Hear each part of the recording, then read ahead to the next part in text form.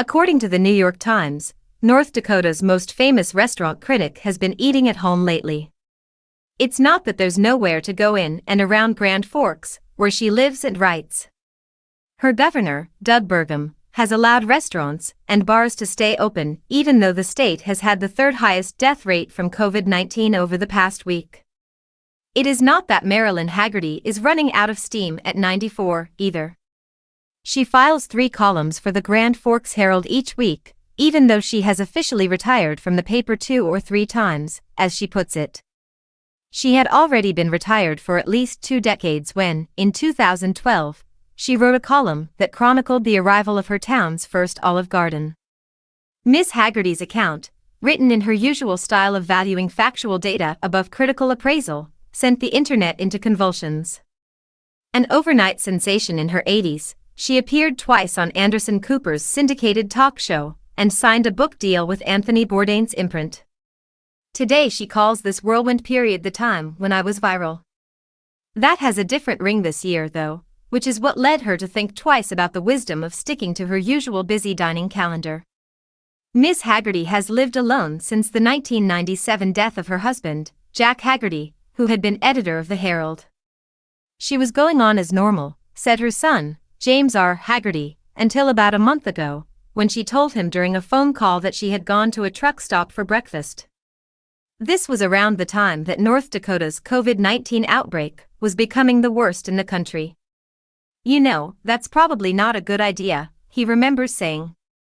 "Well, we were all wearing masks," she said. "But you had to take the masks off to eat, right?" After some familial back and forth, Ms. Hagerty decided to restrict her professional dining to takeout and delivery until going out in Grand Forks is safer. For a restaurant critic in New York City, hearing about Ms. Hagerty's experience of 2020 can be like glimpsing an alternate reality. Hundreds of New York restaurants have gone out of business this year, from places with national reputations like Blue Smoke and Uncle Boone's to scruffy neighborhood coffee shops that looked as if they might return until the day a for rent sign appeared in the window. In and around Grand Forks, though, Ms. Hagerty could not think of any restaurants killed off by the pandemic. She did know of one that was temporarily shut. The Ramada Inn has a cafe where they serve a very nice Sunday breakfast, and that's closed, but the bar in the Ramada Inn is open, she said. They are serving dinner in there. Of course, Grand Forks, a city of about 50,000 people, had fewer restaurants to begin with. One result of this is that Ms. Hagerty circles back to write about places she has already reviewed more frequently than is typical for her professional peers in larger cities. She has returned to take the temperature of the Olive Garden several times, most recently in February, when she ordered the same meal she had immortalized 8 years earlier. Fettuccine Alfredo has 1,010 calories and is $12.99, she wrote. The salad was nicely chilled. But since there were only 2 black olives to be found, I asked for more. In her original review, Ms. Hagerty had noted that the salad contained several olives, which seemed to satisfy her. Her last indoor restaurant meal, before she agreed to stay home for a while, was also a return engagement, the Blue Moose Bar and Grill, a pub across the Red River in East Grand Forks, Min.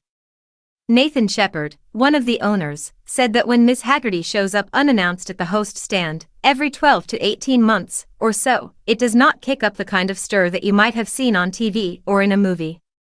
Usually one of the floor managers comes back and tells me, "Hey, Marilyn's here," Mr. Shepard said. If she sees something negative, she'll politely mention it, but she doesn't Gordon Ramsay it and start throwing plates around and saying, "This ratatouille is garbage." Ms. Hagerty's Blue Moose update approvingly noted the consistency of the cooking over time, but safety was clearly on her mind too. Face coverings are required in all indoor public spaces in Minnesota, and Ms. Hagerty reported that the restaurant offered masks to customers who had forgotten theirs. Attention was paid to social distancing too. "The Moose operates cautiously," she wrote.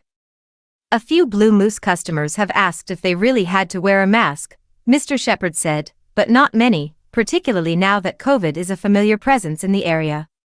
In March you still heard people talking about whether or not this is even real, because they don't know anyone who has it, he said. Now everyone knows someone in their personal life who has it. Some restaurant owners in North Dakota resisted masks until about a month ago, when Governor Burgum announced a one-month order mandating face coverings at indoor businesses. Ms. Hagerty recalled going to a Grand Forks tavern for hamburgers shortly before the governor's action, and being concerned by the number of unmasked customers milling around the bar. She and her dinner companions wore masks. "I was with two of my lady friends, and we're not spring chickens," she said. "They kind of looked at us funny, but that doesn't bother me. I go everywhere." While she is best known to outsiders for writing about the national chains that play a major role in the local dining scene, Ms. Hagerty has also written about places serving Thai, Vietnamese and Somali cuisine. Ms. Hagerty's two other weekly columns are not about food.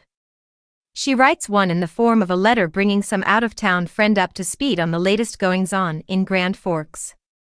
The other she fills with odds and ends that happen to catch her eye. "I just write about sort of half-crazy things," she said. "Kind of like what you'd tell your friends but you wouldn't put in the paper, but I do put it in the paper." For these pieces, the Herald pays her a freelance rate. Ms. Hagerty said jokingly that the paper probably doesn't have the heart to fire her. Anyone in journalism, though, will suspect that her editors know the value of a reporter who files 3 times a week and never runs out of ideas. "She's not doing it for the money," Mr. Hagerty, who writes obituaries for the Wall Street Journal, said of his mother. "She's doing it to stay sane. She refuses to be an old person." Even in her self-imposed house arrest, Ms. Hagerty has not been at a loss for subjects. She has reported on the search for smaller Thanksgiving turkeys, the adaptations for pandemic safety made by the dining hall at the University of North Dakota, and the holiday rush at a 71-year-old candy shop whose chippers, chocolate-covered potato chips, may be Grand Forks' second greatest claim to gastronomic fame. "Right now, there's a box of Widman's chippers on the way to Italy," she wrote. And of course, Ms. Hagerty has written about takeout. This has given her fresh angles on familiar subjects, allowing her to tell readers which places have curbside service or a dedicated pickup window. And it has offered her an opportunity to experience the Olive Garden in a different way. "She brought the restaurant's shrimp scampi and some other items home last week," she said. She seemed disinclined to tip her hand before her thoughts came out in print, but it sounded as if some subtle reassessment was underway. Her verdict was posted on her paper's website on Saturday. "Somehow shrimp scampi tastes better to me inside the Olive Garden than in a take-home format," Ms. Hagerty wrote. But in these days of coronavirus, dinner at home has its appeal.